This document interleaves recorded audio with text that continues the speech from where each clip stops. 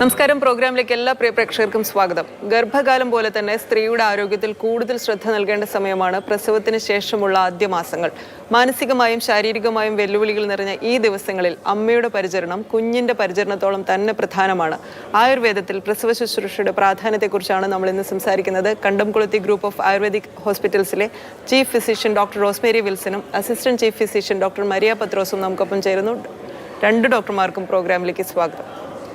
Doctor Rosemary Wilson, എത്രത്തോളം സുപ്രധാനമാണ് സ്ത്രീകൾക്ക് പ്രസവരക്ഷ? ഒരു പ്രസവിച്ചിരിക്കുന്ന സ്ത്രീയെ പറയുന്ന പേരാണ് സൂതിക എന്ന് പറയുന്നത്. സൂതികയെ ഒരു പ്രസവിച്ചൊരു 3.5 മാസക്കാലമോ അല്ലെങ്കിൽ വീണ്ടും ഒരു ആർത്തവം വരുന്ന വരെയുള്ള കാലഘട്ടത്തിനെയാണ് സൂതിക എന്ന് പറയുക. ഈ സൂതികയ്ക്ക് വളരെയധികം മാനസികവും ശാരീരികവുമായിട്ടുള്ള ചേഞ്ചസ് പ്രസവത്തോടു കൂടി വരുന്നു. ഇപ്പോൾ നാം നോക്കുകയാണെങ്കിൽ നമ്മൾ പലപ്പോഴും പറയും ഗർഭധാരണവും പ്രസവവും ഒക്കെ ഒരു നോർമലായിട്ടുള്ള അല്ലെങ്കിൽ നാച്ചുറൽ ആയിട്ടുള്ള പ്രോസസ്സായിരുന്നു എന്ന്. അത് പണ്ട് കാലത്ത് തീർച്ചയായിട്ടും അതുകൊണ്ട് തന്നെയാണ് വീടുകളിൽ തന്നെ അതിനുള്ള ശ്രദ്ധ കൂടുതലായിട്ട് കൊടുക്കുക. വീടുകളിൽ തന്നെ എണ്ണ കാച്ചാനും അതുപോലെ അതിന് പറ്റുന്ന രീതിയിലുള്ള ആഹാരങ്ങളും ഔഷധങ്ങളൊക്കെ ഉണ്ടാക്കി കൊടുക്കുന്ന രീതിയിൽ വൈദ്യന്മാർ നിർദ്ദേശിക്കാറുണ്ട്. എന്ന് പറഞ്ഞാൽ അന്ന് സ്ത്രീകളുടെ ഹെൽത്ത് ഇന്ന് നമ്മൾ വളരെയധികം ശാസ്ത്രീയമായിട്ട് മുന്നോട്ട് പോയിരിക്കുന്നെങ്കിലും ആരോഗ്യപരമായിട്ട് വളരെയധികം താഴെ ആണ് എന്ന് വേണം കരുതാനായിട്ട്. എന്ന് പറഞ്ഞാൽ നമ്മുടെ പല രീതിയിൽ ഒരു സ്ത്രീ ഒരേ സമയം തന്നെ അമ്മയും അതുപോലെ തന്നെ വർക്കിംഗ് പേഴ്സൺ, ഓഫീസിലെ ജോലികളും വീട്ടിലെ കാര്യങ്ങളും എല്ലാം കൊണ്ടും ഒരു യങ് ഏജസിൽ തന്നെ വളരെയധികം ബുദ്ധിമുട്ടുകൾ അല്ലെങ്കിൽ ഇപ്പോൾ വിവിധ തരത്തിലുള്ള വേദനകൾ, സ്ട്രെസ്സ്, ഉറക്കക്കുറവ്, അങ്ങനെ ലൈഫ് സ്റ്റൈൽ ഡിസീസസ് ഒക്കെ നേരത്തെ തന്നെ തുടങ്ങുന്നതായിട്ട് നമുക്ക് കാണാനായിട്ട് സാധിക്കും. അതുകൊണ്ട് തന്നെ ഈ പ്രസവരക്ഷ എന്ന് പറഞ്ഞ വളരെയധികം ഇമ്പോർട്ടൻസ് ഇന്നത്തെ ഈ കാലഘട്ടത്തിൽ പ്രസവരക്ഷയ്ക്കുണ്ട്. നമുക്കറിയാം, നമ്മൾ പറയാതെ എന്ന് പറഞ്ഞൊരു വൈദ്യനോ ഡോക്ടറോ പറയാതെ തന്നെ ഒരു പ്രസവിച്ച സ്ത്രീ അതിൻ്റെ കെയറിന് വേണ്ടിയിട്ട് ഓടിയെത്തുന്നത് അതുകൊണ്ട് തന്നെയാണ്. ഇപ്പോൾ ഒരു പ്രസവ ശുശ്രൂഷയിൽ നമ്മൾ ചെയ്യുന്നത് അമ്മയ്ക്ക് എണ്ണ തേച്ച് കുളിക്കുക, അമ്മയ്ക്ക് തലയിൽ നെറുകയിൽ എണ്ണ വെക്കാനും അതുപോലെ ദേഹത്ത് കുഴമ്പിട്ട് കുളിക്കാനും അതുപോലെ വേത് കുളിപ്പിക്കുക, വേദിനുള്ള മരുന്നുകൾ വേണ്ട രീതിയിൽ എടുക്കുക, ഇതൊക്കെയാണ് നമ്മൾ ചെയ്യുന്നത്.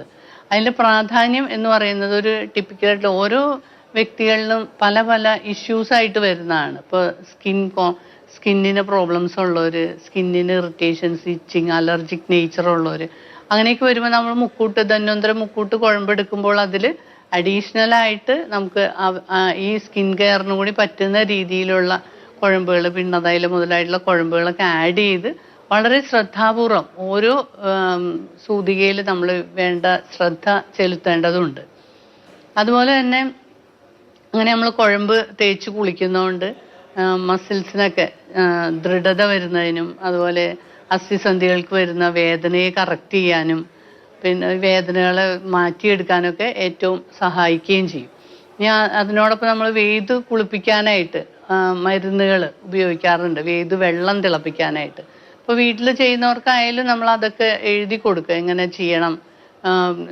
വാതഹരങ്ങളായിട്ടുള്ള എന്ന് പറഞ്ഞാൽ പ്രസവത്തിന് ശേഷം കൈകാലുകൾക്ക് വേദനയും പ്രയാസമൊക്കെ വരുന്ന ഒരവസ്ഥയാണ്. അതിനോട് നോർമൽ ഡെലിവറി ആയാലും സിസേറിയൻ ആയാലും ഇത്തരത്തിലുള്ള പ്രശ്നങ്ങളൊക്കെ അപ്പോൾ വേത് വെള്ളം ആയിട്ട് എടുക്കാനായിട്ട് വാതഹരങ്ങളായിട്ടുള്ള ഇലകൾ ഇട്ടിട്ട് എരിക്കില, ആവണക്കില, പുളിയില, മുരിങ്ങയുടെ ഇതൊക്കെ നമ്മുടെ ലഭ്യതയ്ക്ക് അനുസരിച്ച് 1ഉം 2ഉം ഒക്കെ, അതുപോലെ മുരിങ്ങയുടെ തൊലി ചതച്ചിടുക, ഇതൊക്കെ വേത് വെള്ളത്തിനായിട്ട് ഉപയോഗിക്കാറുണ്ട്.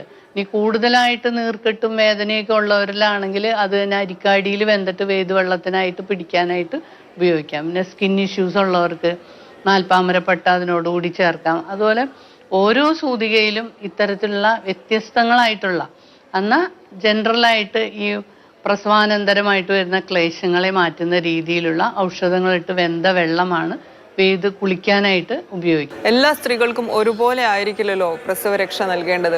കാരണം പല ആളുകളും പലതരത്തിലുള്ള ആരോഗ്യ അവസ്ഥകളുള്ളവരാണ്.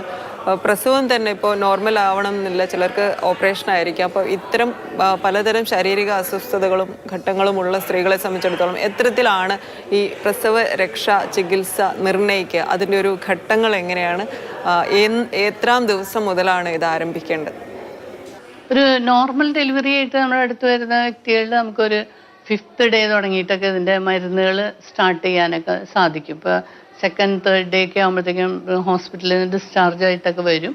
അപ്പം അതോടൊപ്പം തന്നെ സപ്ലിമെന്റ്സ്, കാൽഷ്യം അയൺ സപ്ലിമെന്റ്സ് ഒക്കെ അവർ കഴിക്കുന്നുണ്ടാവും. എങ്കിൽ കൂടി 5th to 8th ഡേ ആണ് നമ്മൾ ഇതുപോലെ പ്രസവരക്ഷ കെയറിനായിട്ട് വരികയും അതുപോലെ ഔഷധങ്ങൾ നൽകുകയും ചെയ്യാം.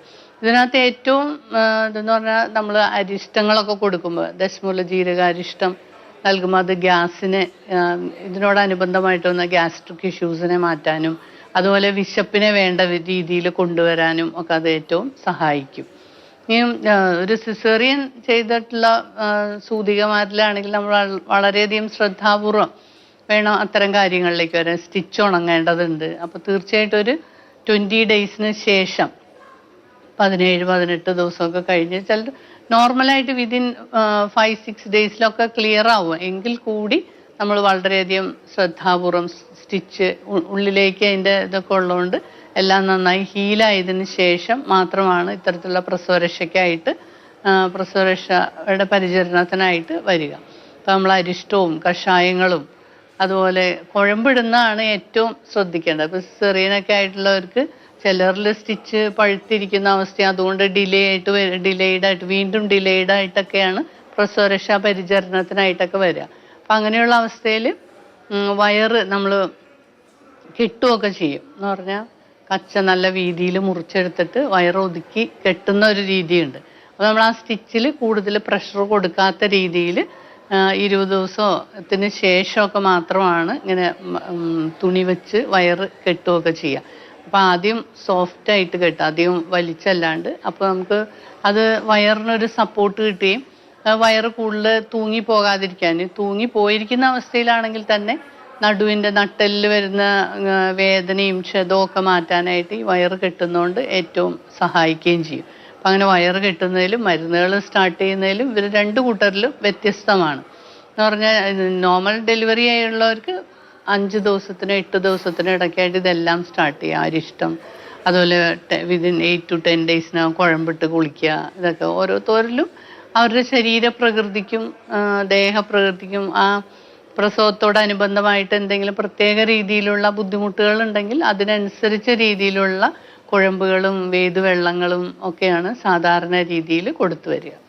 നമ്മൾ ഓരോരുത്തരുടെ ശരീരത്തിനനുസരിച്ച് ശരീരപ്രകൃതിക്കോ അതുപോലെ തന്നെ അവർക്ക് ഇതുകൊണ്ടുണ്ടാകുന്ന എന്തെങ്കിലും ബുദ്ധിമുട്ടുകളോ അങ്ങനെ എന്തെങ്കിലും നോക്കിയിട്ടാണ് നമ്മൾ എത്ര ദിവസം, ചിലപ്പോൾ ഇപ്പോൾ എന്ന് പറഞ്ഞു കഴിഞ്ഞാൽ എപ്പോഴും എല്ലാവരും വർക്കിംഗ് ആണ് അല്ലെങ്കിൽ നാട്ടിലില്ലാത്തവരാണ്, അങ്ങനെയൊക്കെ വരുമ്പോൾ അതിൻ്റെ കാലയളവ് കുറയാൻ ചാൻസ് ഉണ്ട്. കൂടുതലും നമ്മൾ 28 ദിവസം അങ്ങനെയൊക്കെയാണ്, 1 മാസം 28 ദിവസം അങ്ങനെയുള്ള രീതിയിലാണ് നമ്മൾ ഈ വേദുകുളി അങ്ങനെയുള്ള ചികിത്സകൾ നമ്മൾ കൊടുക്കുന്നത്.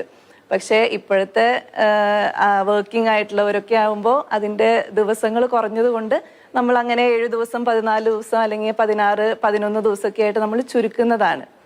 കുഞ്ഞിന് ഒരു 6 months വരെ പാല് വേണ്ട രീതിയിൽ കൊടുക്കാനൊക്കെ കഴിഞ്ഞാൽ ആ ബേബിയുടെ ഹെൽത്ത് വൈസ് കൂടുതൽ ഇമ്പ്രൂവ് ചെയ്യാനും അസുഖങ്ങൾ വരാതിരിക്കാനും ഒക്കെ ഏറ്റവും സഹായിക്കുന്ന ഒന്നാണ്. അതുപോലെ തന്നെ യൂട്രൈൻ ക്ലെൻസിങ്, യൂട്രസ് ശുദ്ധിയാവുക, ഗർഭാശയം പെട്ടെന്ന് ശുദ്ധിയായി വരിക, അസ്ഥിസന്ധികൾക്ക് വരുന്ന നീർക്കെട്ടിനെ മാറ്റി വേദനയൊക്കെ മാറ്റുക, അതുപോലെ മസിലുകൾക്ക് ദൃഢതയെ കൊണ്ടുവരിക. എന്ന് പറഞ്ഞാൽ ഫ്ലാസിഡായിട്ട് തൂങ്ങിപ്പോകുന്ന ഒരവസ്ഥയൊക്കെ ഉണ്ട്. അപ്പം ഇതുപോലെയുള്ള പ്രസവരക്ഷാ പരിചരണത്തിലേക്ക് വരുമ്പോൾ ആ മസിൽ ടൈറ്റനിങ് ഒക്കെ കൂടുതൽ ഫലപ്രദമായിട്ട് ചെയ്യാനായിട്ട് ഏറ്റവും സാധിക്കും. ഡോക്ടർ, നമുക്ക് പട്ടാമ്പിയിൽ നിന്ന് ഒരു പ്രേക്ഷകരുടെ കോൾ ഉണ്ട്. മാം സ്വാഗതം, ഡോക്ടറോട് സംസാരിച്ചോളൂ. ഹലോ, എന്റെ ഫ്രണ്ടിന് വേണ്ടിയിട്ടാണ്. കേൾക്കാം, പറഞ്ഞോളൂ. ഓളെ പ്രസവം കഴിഞ്ഞിട്ട് ഇപ്പൊ ഒരു 3 മാസമായിട്ടുണ്ട്. ഓള് ശരീരത്തില് അതേപോലെ പ്രസവരക്ഷ മരുന്നുകളൊക്കെ കഴിച്ചിട്ട് ഒന്നും നന്നാവണില്ല, അപ്പൊ എന്തെങ്കിലും മരുന്ന് പറഞ്ഞുതരാന്ന് പറഞ്ഞിട്ട് എന്നോട് ചോദിച്ചിരുന്നു. അപ്പൊ ഞാനെന്നാ ഡോക്ടറുടെ പരിപാടി ഒന്ന് വിളിച്ചിരുന്നു. അപ്പൊ ഒന്ന് ചോദിച്ചു നോക്കാൻ വേണ്ടി പറഞ്ഞിരുന്നു. മറ്റസുഖങ്ങളൊന്നും ഇല്ലല്ലോ എന്ന് പറഞ്ഞ എപ്പോഴും പനി, വേറെ അസുഖങ്ങളൊന്നും ഇല്ലല്ലോ? ഇല്ല. ഇപ്പൊ ജോലിക്ക് പോയി തുടങ്ങിയോ അതോ വീട്ടിൽ തന്നെയാണോ? അമ്മയും കുഞ്ഞും സ്വസ്ഥായിട്ട് വീട്ടിൽ തന്നെ ഉണ്ടോ? ഹൗസ് വൈഫാണ്. ഹലോ, ഹൗസ് വൈഫാണ്. ഓക്കെ. അജമാംസ രസായനം വാങ്ങിക്കാം. അജമാംസ രസായനം അല്ലേ? അത് എത്ര ബോട്ടിലാണുണ്ടോ? അജമാംസ രസായനം അത് ആട്ടിൻ മാംസമൊക്കെ ചേർത്ത് അതിന്റെ സൂപ്പൊക്കെ ചേർത്ത് ഉണ്ടാക്കുന്നതാണ്. അപ്പൊ ആരോഗ്യപരമായിട്ട് ഹെൽത്ത് കൂടാനും അതുപോലെ ഏറ്റവും പോഷകമായിട്ടുള്ളതും പിന്നെ ക്ഷീണം മാറ്റാനും ഒക്കെ ഏറ്റവും സഹായിക്കും. അതൊരു ടേബിൾ സ്പൂൺ വീതം രാവിലെയും രാത്രി കിടക്കാൻ നേരവും കഴിക്കാം, ആഫ്റ്റർ ഫുഡായിട്ട്, ഭക്ഷണത്തിന് ശേഷം. പിന്നെ വിശപ്പുണ്ടാവുന്ന രീതിയിലേ മുസ്താരിഷ്ടവും അശ്വഗന്ധാരിഷ്ടവും കൂടെ വാങ്ങിക്കാം. മുസ്താരിഷ്ടം, അശ്വഗന്ധാരിഷ്ടം, അത് രണ്ടും കൂടെ ചേർത്ത് വെച്ചിട്ട് 25 മില്ലി വീതം 2 നേരം കഴിക്കാം. അപ്പൊ നമുക്ക് വിശപ്പ് കുറവുണ്ടെങ്കിൽ മാറാനും ക്ഷീണം മാറാനും ഒക്കെ അത് സഹായിക്കും. പിന്നെ നമ്മൾ മരുന്ന് കഴിച്ച് ക്ഷീണം മാറ്റുക എന്നതിനേക്കാൾ ഉപരിയായിട്ട് കൃത്യമായിട്ടുള്ള നേരത്തെ ഫുഡ് കഴിക്കാൻ ശ്രദ്ധിക്കുക. ഇപ്പൊ 3 മാസമല്ലേ ആയിട്ടുള്ളൂ. അപ്പൊ ലാക്ടേറ്റിംഗ് പാല് കൊടുക്കുന്ന അമ്മയൊക്കെ ആവുമ്പോൾ ആ കാൽഷ്യത്തിന്റെ ഡെഫിഷ്യൻസി ഒക്കെ വരാത്ത രീതിയിൽ പാല്, മുട്ട അല്ലെങ്കിൽ പഴവർഗ്ഗങ്ങള്, അരി ആഹാരം, അതുപോലെ ചിക്കനൊക്കെ വേണമെങ്കിൽ ആഡ് ചെയ്ത് വീക്ക്ലി ആഴ്ചയിൽ 2-3 ദിവസമൊക്കെ കഴിക്കുക. അങ്ങനെ നല്ല സമീകൃതമായിട്ടുള്ള ന്യൂട്രീഷ്യസ് ആയിട്ടുള്ള പോഷകസമൃദ്ധമായിട്ടുള്ള ആഹാരം കഴിക്കാനായിട്ട് ഏറ്റവും ശ്രദ്ധിക്കുക. അതിൻ്റെ കൂടെ ഈ മരുന്നും കഴിച്ചോളൂ, 1 മാസം കഴിച്ചിട്ട് അറിയിച്ചോളൂ. പ്രസവരക്ഷയോടനുബന്ധമായിട്ട് നമ്മൾ കൊടുക്കുന്ന പല ലേഹ്യങ്ങളും ഇത്തരത്തിൽ മുലപ്പാൽ വർദ്ധകമായിട്ടുള്ളതാണ്. ഇപ്പം ശതാവരി ഗുളം എന്ന് പറഞ്ഞിട്ടുള്ളൊരു ലേഹ്യമുണ്ട്. അതൊരു രാവിലെയും വൈകിട്ടും ഒക്കെ കഴിക്കുക. ഇപ്പം മുലപ്പാൽ കുറവായിട്ട് വരുന്ന അവരിൽ നമ്മളത് അഡ്വൈസ് ചെയ്യാറുണ്ട്. അതുപോലെ തന്നെ ഈ ശതാവരിക്കിഴങ്ങ് ചേർത്തിട്ടുള്ള ശതാവരിക്കിഴങ്ങ് കഴുകി ചതച്ച് പാലിലിട്ട് വെന്തിട്ട് ആ പാല് കുടിക്കാനായിട്ട് കൊടുക്കുക. അതുപോലെ ശതാവരിയും അശ്വഗന്ധം എന്ന് പറഞ്ഞാൽ അമുക്കുരവും ഇരട്ടിമധുരവും കുറുന്തോട്ടി, ഇത് 4 കൂടെ ചേർത്തിട്ട് അത് കഷായം പോലെ എടുത്തിട്ട് അത് തന്നെ സൂക്ഷ്മ ചൂർണമാക്കി ചേർത്ത് കരിപ്പെട്ടി ശർക്കരയും നറുനെയ്യും ഒക്കെ ചേർത്തിട്ട് എടുക്കാം. കുറുക്ക് രൂപത്തിൽ ആ പൊടി ഉണ്ടാക്കി വെച്ചിട്ട് കുറേശ്ശെ പാല് ചേർത്ത് കുറുക്ക് രൂപത്തിൽ ഡെയിലി കഴിക്കാനായിട്ട് യൂസ് ചെയ്യാം. അങ്ങനെ മുലപ്പാൽ വർദ്ധകമായിട്ടുള്ള പല കാര്യം. പിന്നെ എണ്ണ തേച്ച് കുളിക്കുമ്പോൾ തന്നെ വളരെയധികം വ്യത്യാസങ്ങൾ അതിൽ വരും. നെറുകയിൽ എണ്ണ, ഇപ്പോൾ കയ്യുണ്ണിയാദി പോലുള്ള അല്ലെങ്കിൽ നീലിഭൃങ്കാദി തുടങ്ങിയിട്ടുള്ള ശീതളമായിട്ടുള്ള തൈലങ്ങളാണ് നെറുകയിൽ വെച്ച് കുളിക്കാൻ നമ്മൾ സൂതികേനെ അഡ്വൈസ് ചെയ്യുക.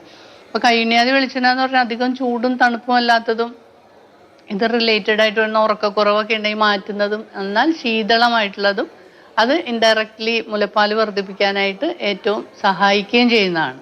ഒരു സൂതികേനെ സംബന്ധിച്ച് നമ്മൾ നോക്കിയാൽ നമ്മൾ മനസ്സിലാക്കേണ്ടത്, സൂതികയ്ക്ക് ഇപ്പോൾ രാത്രി ഒക്കെ ബേബി അല്ലെങ്കിൽ കുഞ്ഞുണ്ടായി കഴിയുമ്പോൾ രാത്രിയൊക്കെ എഴുന്നേറ്റിരിക്കുക, ഉറക്കക്കുറവ് വരിക, അതുപോലെ മാനസികമായിട്ടുള്ള ക്ലേശങ്ങൾ എന്ന് പറഞ്ഞാൽ മുമ്പുണ്ടായിരുന്ന പോലെയല്ലല്ലോ. അവരെ ഡെയിലി റുട്ടീൻ തന്നെ ചേഞ്ചസ് ആണ്, ഉറക്കവും ഭക്ഷണവും എല്ലാം വ്യത്യാസമാണ്. അങ്ങനെയൊക്കെ വരുന്ന ഒരു മാനസികമായിട്ടുള്ള ക്ലേശം, ഉത്കണ്ഠ, ഇതൊക്കെ വരുമ്പോൾ ഈ പാല് കുറയാനുള്ള സാധ്യതകളാണ്. അപ്പം അങ്ങനെയുള്ള സന്ദർഭത്തിൽ ഇത്തരത്തിലുള്ള ഒരു പ്രസവ രക്ഷയ്ക്ക് ഏറ്റവും പ്രാധാന്യമാണ്. അപ്പോൾ നമ്മൾ കൂടുതൽ കെയർ ചെയ്യുക, ഇത്തരം കാര്യങ്ങളെ കറക്റ്റ് ചെയ്യുകയൊക്കെ ചെയ്യുമ്പോൾ പാല് വർദ്ധിക്കാൻ അത് സഹായിക്കുകയും ചെയ്യും. ഡോക്ടർ മരിയ, പുതിയ കാലത്തെ ആളുകളെ സംബന്ധിച്ചിടത്തോളം പ്രസവത്തിന് ശേഷം അവരുടെ വയറ് പൂർവ്വസ്ഥിതിയിലാകുക എന്നുള്ളത് ഇപ്പോഴത്തെ സ്ത്രീകളെ സംബന്ധിച്ചിടത്തോളം വളരെ വളരെ കൺസേൺ ആയിട്ടുള്ള ഒരു കാര്യമാണ്. അതിനുവേണ്ടി പ്രസവരക്ഷയുമായി ബന്ധപ്പെട്ട് വയറ് കുറയ്ക്കുന്നതിനും എന്താണ് അതിൽ പറയുന്നത്? നമ്മളിവിടെ പ്രസവരക്ഷയുടെ ഭാഗമായിട്ട് തന്നെ അബ്ഡോമിനൽ ബൈൻഡിങ് എന്ന് പറയുന്ന ഒരു ഇത് നമ്മൾ ചെയ്യുന്നുണ്ട്. അത് അടിവയറ്റിന്ന് നമ്മൾ പൊക്കി നല്ലോണം കെട്ടിവെക്കുന്ന ഒരു പ്രക്രിയയാണ്. അത് നമ്മൾ ഒരു നോർമലൊക്കെ ആണെങ്കിൽ നമുക്ക് ഒരു 2 ആഴ്ച കഴിയുമ്പോൾ അല്ലെങ്കിൽ ഒരു 5-6 ദിവസമൊക്കെ കഴിയുമ്പോൾ തൊട്ട് നമുക്ക് അബ്ഡോമിനൽ ബൈൻഡിങ് ഒക്കെ സ്റ്റാർട്ട് ചെയ്യാം. അതുപോലെ സിസേറിയൻ ആണെങ്കിൽ നമ്മൾ നല്ലവണ്ണം അവിടുത്തെ സ്റ്റിച്ചിൻ്റെ ഇതൊക്കെ ഉണങ്ങിയതിന് ശേഷമാണ് നമ്മൾ അബ്ഡോമിനൽ ബൈൻഡിങ്, അത് ഒരു 2 ആഴ്ച ഒക്കെ ഉള്ളിലൊക്കെ നമുക്ക് അബ്ഡോമിനൽ ബൈൻഡിങ് സ്റ്റാർട്ട് ചെയ്യാം. വേറെ ബുദ്ധിമുട്ടുകളൊന്നും ഇല്ല എന്നുണ്ടെങ്കിൽ അതുവഴിയായിട്ട് നമുക്ക് ഫുള്ളും നേരം തന്നെ ഇതിങ്ങനെ കെട്ടിവെക്കണമെന്നില്ല. അത് നമുക്ക് രാത്രി ഉറങ്ങുന്ന സമയത്ത് അഴിച്ചു വെക്കാം. അത് നമ്മൾ അധികം ലൂസും അല്ല അധികം ടൈറ്റും അല്ലാത്ത രീതിയിൽ നമുക്ക് ബ്രീത്തബിൾ ആയിട്ട് അല്ലെങ്കിൽ ശ്വസിക്കാൻ പറ്റുന്ന രീതിയിലുള്ള ഒരു അബ്ഡോമിനൽ ബൈൻഡിങ് ചെയ്യുന്നതാണ് ഏറ്റവും ഉത്തമം. അതുവഴിയായിട്ട് വയറ് കുറയാനും അതിനൊക്കെ സഹായിക്കും. അതൊരു 1-2 മാസമൊക്കെ അടുപ്പിച്ച് യൂസ് ചെയ്യുന്നതൊക്കെ നല്ലതായിരിക്കും. വ്യായാമ മുറകളിലേക്ക് നമ്മൾ പോകാനായിട്ട് കുറച്ച് സമയം എടുത്തിട്ട് ഒരു 56 കഴിഞ്ഞിട്ടൊക്കെയാണ് അഡ്വൈസ് ചെയ്യുക. അത് ഹെവി ആയിട്ടുള്ള വ്യായാമങ്ങൾ ചെയ്യാൻ പറയുന്നില്ല. എന്ന് പറഞ്ഞാൽ പൂർണ്ണമായിട്ടും ഫുൾ നേരം എപ്പോഴും കിടക്കാനല്ല പറയുന്നത്. നമുക്ക് നടക്കുകയോ ഒക്കെ ചെയ്യുന്നത് കൊണ്ട് നമ്മുടെ ആവശ്യങ്ങൾക്കായിട്ട് നടക്കുകയോ എഴുന്നേറ്റിരിക്കുകയൊക്കെ ചെയ്യുന്നതുകൊണ്ട് ആ സർക്കുലേഷൻ ഇമ്പ്രൂവ് ചെയ്യാനായിട്ടൊക്കെ സഹായിക്കും. എന്നാൽ ഹെവി ആയിട്ടുള്ള എക്സസൈസുകൾ 56 കഴിയാണ്ട് ഹെവി ആയിട്ടുള്ള എക്സസൈസ് 3 മാസമൊക്കെ കഴിഞ്ഞിട്ട് പോകാൻ പാടുള്ളൂ. പിന്നെ മൈൽഡായിട്ടുള്ള എക്സസൈസുകളിലേക്കൊക്കെ 56 കഴിഞ്ഞതിന് ശേഷം മാത്രമാണ് അഡ്വൈസ് ചെയ്യുക. നമ്മൾ ഏറ്റവും ശ്രദ്ധിക്കാനുള്ള ഈ പ്രസവരക്ഷയ്ക്കായിട്ട് മരുന്നുകൾ നൽകുമ്പോഴും ലേഹ്യങ്ങളും ഒക്കെ കഴിക്കുമ്പോൾ അവരുടെ ബോഡി സ്ട്രക്ചറിനനുസരിച്ച് ഒബസിക് ആയിട്ടുള്ളവർക്ക് വണ്ണം കൂടാത്ത രീതിയിലുള്ള പല ലേഹ്യങ്ങളുണ്ട്. ഇപ്പോൾ പൂക്കുൽ ലേഹ്യം, കുറിഞ്ഞിക്കഴമ്പ്, പണ്ട് കാലങ്ങളിൽ ഉണ്ടാക്കുന്ന പേറ്റ് ലേഹ്യം, അതിലെ മരുന്നുകളൊക്കെ ഇൻഗ്രീഡിയൻസ് നമ്മൾ നോക്കുകയാണെങ്കിൽ ഏറ്റവും നമ്മുടെ ഫിറ്റ്നസ്സിന് പറ്റുന്നതും എന്നാൽ നമ്മുടെ ദഹനശക്തിയെ വർദ്ധിപ്പിക്കുന്നതിനും ആമത്വത്തെ മാറ്റുന്നതിനും ഈ മസിലിന് ദൃഢതയൊക്കെ കൊണ്ടുവരുന്ന രീതിയിലുള്ള ഔഷധങ്ങളാണ് അതിനകത്ത് ഇടുക. ഇപ്പൊ ചതവുപ്പ, ഉലുവ. സന്ധ്യ എന്ന പ്രേക്ഷകർ കോളിലുണ്ട്. നമുക്ക് ആ കോൾ എടുത്തിട്ട് തിരിച്ചെത്താം. സന്ധ്യ, ഡോക്ടറോട് ചോദിച്ചോളൂ. ഡോക്ടർ, കണ്ണൂരിനാണ് ഹലോ, വിളിക്കുന്നത്. ഡോക്ടർ കേൾക്കാമോ? കേൾക്കാം, ഒന്നുകൂടി പറഞ്ഞോളൂ. പ്രസവത്തിന് ശേഷം കഴിക്കേണ്ട ആയുർവേദ മരുന്നുകൾ ഏതൊക്കെയാണ്? ജനറൽ ആയിട്ട് നമ്മൾ പ്രസവത്തിന് ശേഷം കൊടുക്കുന്നത്, ഇപ്പൊ പ്രസവിച്ചിട്ട് എത്ര ദിവസമായി? ഹലോ, ഇപ്പൊ 3 മാസം കഴിഞ്ഞു. ഹലോ, കേൾക്കാമോ? ഡെലിവറി കഴിഞ്ഞ് ഒരു വിതിൻ 8 to 10 ഡേയ്സിനകം നമ്മൾ അരിഷ്ടങ്ങളൊക്കെ കൊടുക്കും. എന്ന് പറഞ്ഞാല് ദഹനം പ്രോപ്പർ ആവാനും ഗ്യാസിന്റെ ബുദ്ധിമുട്ടുകളൊക്കെ മാറാനും അപ്പോഴാണ് നമുക്ക് ബാക്കി ആഹാരങ്ങൾ ദഹിക്കാനൊക്കെ ഉള്ള ഒരു അവസ്ഥ വരിക. ഇപ്പൊ പ്രത്യേകിച്ച് വേറെ മറ്റു ബുദ്ധിമുട്ടുകളൊന്നും ഇല്ലെങ്കിൽ ദശമൂല ജീരകാരിഷ്ടം മിക്സ് ചെയ്തിട്ട് അത് 25 മില്ലി വീതം 2 നേരവും ഭക്ഷണത്തിന് ശേഷം കൊടുക്കുക. പിന്നെ അവരുടെ ദേഹസ്ഥിതിക്ക് അനുസരിച്ച് ഒരു നോർമൽ ഇതൊക്കെ ആണെങ്കിൽ, ഇച്ചിരി വണ്ണമുള്ള പ്രകൃതമാണെങ്കിൽ എപ്പോഴും ബൃംഘണമായിട്ടുള്ള ലേഹ്യങ്ങളെക്കാൾ കൂടുതലായിട്ട് ഈ പൂക്കുൽ ലേഹ്യം 1 ടേബിൾ സ്പൂൺ 2 നേരം കഴിക്കുക. അതുപോലെ ധന്വന്തരം കഷായം, അത് 15 മില്ലി 60 ml വെള്ളം ചേർക്കുക. ധന്വന്തരം ഗുളിക ചേർത്ത് രാവിലെയും വൈകിട്ടും ഭക്ഷണത്തിന് മുമ്പായിട്ട് കഴിക്കുക. പിന്നെ തീരെ കുഴമ്പൊക്കെ ഉപയോഗിക്കാത്തവരാണെങ്കിൽ കുറച്ച് ദിവസം കുഴമ്പിട്ട് കുളിക്കുന്നതൊക്കെ നന്നായിരിക്കും. ധന്വന്തരം കുഴമ്പും കർപ്പൂരാതി കുഴമ്പും പിണ്ണതൈലവും കൂടെ ചേർത്ത് വെച്ചിട്ട് ചൂടാക്കി ദേഹത്ത് പുരട്ടി അരമണിക്കൂർ ഇരുന്നിട്ട് ചൂടുവെള്ളത്തിൽ കുളിക്കുക. അപ്പോൾ ഒരു 3 months ഒക്കെ ആവുമ്പോൾ സൂതിക പരിചരണത്തിന്റെ ടൈം കഴിഞ്ഞപ്പോൾ പുറത്തൊക്കെ ഉള്ളവർ അങ്ങനെ വരാറുണ്ട്. അപ്പൊ അവരുടെ ആ ദേഹാസ്വാസ്ഥ്യങ്ങൾക്ക് അനുസരിച്ചുള്ള ഔഷധങ്ങളെ കൂടി ചേർത്താണ് കൊടുക്കാറ്. അപ്പൊ മരുന്നുകളൊന്നും കഴിച്ചിട്ടില്ലെങ്കിൽ ഇത്തരത്തിലുള്ള മരുന്നുകൾ ഉപയോഗിക്കാവുന്നതാണ്. സന്ധ്യ വ്യക്തമായെന്ന് വിചാരിക്കുന്നു. വിളിച്ചതിന് നന്ദി. ഡോക്ടർ, നമുക്ക് ഒരു ഇടവേളയ്ക്ക് സമയമായി വളരെ പെട്ടെന്ന് തിരിച്ചെത്തും. പ്രോഗ്രാം തുടരുന്നു. നമ്മൾ ഇന്ന് ആയുർവേദത്തിൽ പ്രസവരക്ഷയുടെ പ്രാധാന്യത്തെക്കുറിച്ചാണ് സംസാരിക്കുന്നത്. നമുക്കൊപ്പം കണ്ടംകുളത്തി ഗ്രൂപ്പ് ഓഫ് ഹോസ്പിറ്റൽസിലെ ചീഫ് ഫിസിഷ്യൻ ഡോക്ടർ റോസ്മേരി വിൽസണും assistant chief physician doctor Maria പത്രോസുമാണ് ഉള്ളത്. ഡോക്ടർ മരിയ, നമ്മളിപ്പോൾ കുറേ കാര്യങ്ങളെക്കുറിച്ച് സംസാരിച്ചു പ്രസവരക്ഷയുമായി ബന്ധപ്പെട്ടുണ്ട്. അക്കൂട്ടത്തിൽ വളരെ സുപ്രധാനമായ ഒരു കാര്യമാണ് സ്ത്രീകളുടെ ഭക്ഷണ ക്രമീകരണം. നമുക്കറിയാം, മുലയൂട്ടുന്ന സമയമാണ്. അമ്മമാർ കഴിക്കുന്ന ഭക്ഷണത്തിൻ്റെ ചില സൈഡ് എഫക്ട്സ് എങ്കിലും കുഞ്ഞുങ്ങൾക്കും വന്നേക്കാം. അവർക്ക് ഗ്യാസ് ട്രബിൾ ഉണ്ടാവാം, ബുദ്ധിമുട്ടുകളൊക്കെ ബുദ്ധിമുട്ടുകൾ ഉണ്ടാവാനിടയുണ്ട്. അപ്പോൾ അത്തരത്തിൽ എങ്ങനെയാണ് ഭക്ഷണം ക്രമീകരിക്കേണ്ടത്? എന്തെല്ലാം കഴിക്കാം? ഈ സമയത്ത് നമ്മൾ ഗർഭാശയം ചുരുങ്ങിയ പൂർവ്വ രീതിയിലാവാനുള്ള രീതിയിലുള്ളതും മുലപ്പാലുണ്ടാവാൻ, രോഗബാധകൾ ഇല്ലാതിരിക്കാൻ, അതുപോലെ തന്നെ ദേഹരക്ഷയ്ക്ക് അങ്ങനെയുള്ള രീതിയിലുള്ള ഫുഡുകളാണ് ഈ സമയത്ത് നമ്മൾ കൂടുതൽ കഴിക്കേണ്ടത്. അതുപോലെ തന്നെ വാദം വർദ്ധിക്കാത്ത രീതിയിലുള്ള ഭക്ഷണങ്ങൾ, പക്ഷെ അതിൻ്റെ കൂടെ കാൽഷ്യം റിച്ച് ആയിട്ടുള്ളതും പോഷകാഹാരങ്ങൾ അങ്ങനെയുള്ള രീതിയിലെ ഫുഡുകളാണ് ഈ സമയത്ത് അമ്മമാർ പ്രത്യേകം കഴിക്കാൻ ശ്രദ്ധിക്കേണ്ടത്. അതിൽ നമുക്കൊരു 12 ദിവസമൊക്കെ കഴിഞ്ഞതിന് ശേഷം നമുക്ക് ചെറിയ രീതിയിൽ മത്സ്യങ്ങൾ കറി വെച്ചോ അങ്ങനെയൊക്കെ നമുക്ക് സ്റ്റാർട്ട് ചെയ്യാൻ പറ്റും. അതിൽ ഏറ്റവും കൂടുതൽ ചെറു മത്സ്യങ്ങൾ ഉൾപ്പെടുത്തുന്നത് നല്ലതാണ്. അതിൽ കാൽഷ്യം റിച്ച് ആയിട്ടുള്ള ഫുഡ് ഉള്ളത് കൊണ്ട് ചെറു മത്സ്യങ്ങളൊക്കെ അതിൽ ഉൾപ്പെടുത്താം. അതുപോലെ തന്നെ ധാരാളം വെള്ളം കുടിക്കുക. അത് ഈ സമയത്ത് ഉണ്ടാകുന്ന UTI അല്ലെങ്കിൽ യൂറിൻ ഇൻഫെക്ഷനൊക്കെ തടയാനും ഹെൽപ്ഫുള്ളാണ്. അതുപോലെ മുലപ്പാൽ ഉണ്ടാവാനും നല്ലതാണ്. അതുപോലെ തന്നെ കരിക്കും വെള്ളം നല്ലോണം കഴിക്കുക. അത് ഇതുപോലെ തന്നെ പോഷകം നിറഞ്ഞിരിക്കുന്നതായതുകൊണ്ട് കരിക്കും വെള്ളവും ഇതുപോലെ കുടിക്കാം. ജ്യൂസ് കുടിക്കാം. അതുപോലെ ഫ്രൂട്ട്സ്, ഇലക്കറികൾ, പച്ചക്കറികൾ ഇതെല്ലാം ധാരാളം ഉൾപ്പെടുത്താം. ഒരു 28 ദിവസങ്ങൾക്ക് ശേഷമൊക്കെയാണ് മാംസാഹാരങ്ങൾ കൂടുതലും നമ്മൾ കഴിക്കാൻ തുടങ്ങേണ്ടത്. മുന്നേ തന്നെ നമ്മൾ മാംസാഹാരങ്ങളൊക്കെ കഴിക്കുകയാണെങ്കിൽ നമുക്ക് ദഹനക്കേട് മുതലായിട്ടുള്ളതൊക്കെ വരാൻ ചാൻസസ് ഉണ്ട്. എന്ന് പറഞ്ഞാൽ നമ്മുടെ ആ സമയത്ത് ദഹനശക്തി ഒരുവിധം കുറവായിരിക്കും. അപ്പോൾ അതിൽ നമ്മൾ കട്ടിയായിട്ടുള്ളൊക്കെ ആഹാരങ്ങൾ കഴിക്കുകയാണെങ്കിൽ ഇതുപോലെ ദഹനക്കേട് പോലുള്ള ഇത് വരാൻ ചാൻസസ് ഉണ്ട്. പിന്നീട് നമ്മൾ മുലപ്പാലുണ്ടാവുന്ന രീതിയിലുള്ള ചെറുപയറ് അല്ലെങ്കിൽ മുരിങ്ങയില തന്നെ കഴിക്കാൻ, അല്ലെങ്കിൽ കറി വെച്ച് കഴിക്കാൻ ബുദ്ധിമുട്ടുള്ളവർക്ക് വേണമെങ്കിൽ മുട്ടയുടെ കൂടെയൊക്കെ കഴിക്കാം. മുട്ടയുടെ കൂടെ ചിക്കി പൊരിച്ചൊക്കെ കഴിക്കാൻ വേണമെങ്കിൽ. പിന്നെ അതുപോലെ മുട്ട, പാല് ഇതൊക്കെ ധാരാളം ഉൾപ്പെടും. 2 നേരമെങ്കിലും പാലൊക്കെ കുടിക്കാനായിട്ട് ശ്രദ്ധിക്കുക. അത് മുലപ്പാലുണ്ടാവാനും വളരെ നല്ലതാണ്.